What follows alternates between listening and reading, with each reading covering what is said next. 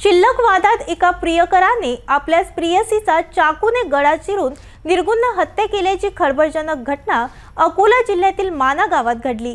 एवढेच नाही तर प्रियसीला संपवल्यानंतर स्वतःलाही चाकू मारून प्रियकराने आत्महत्या करण्याचा प्रयत्न केला।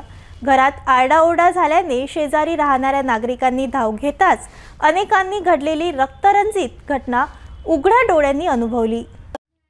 अकोला जिल्ह्यातील मूर्तिजापूर तालुक्यात येत असलेल्या धक्कादायक घटना उजेडात आली।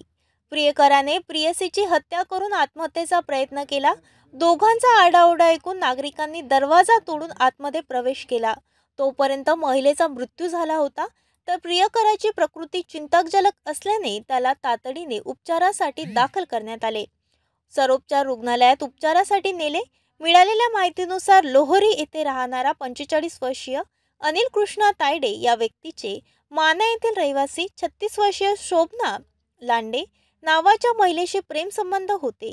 अनिल या महिलेला भेटण्यासाठी अनेकदा माना येथे येत असे।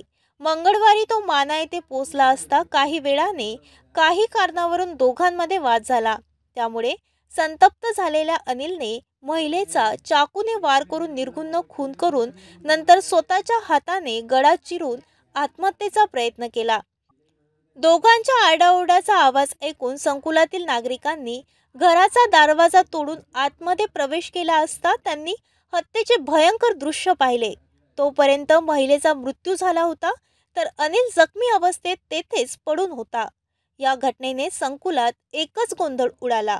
घटनेची माहिती मिळताच माना पोलीस निरीक्षक सूरज सुरवसे यांनी घटनास्थळ गाठून फॉरेन्सिक टीमला पाचारण केले। घटनास्थळी मूर्तिजापूरचे SDPO दाभाळे घटनास्थळी पोहोचले। पोलिसांनी गंभीर जखमींना ताब्यात घेतले।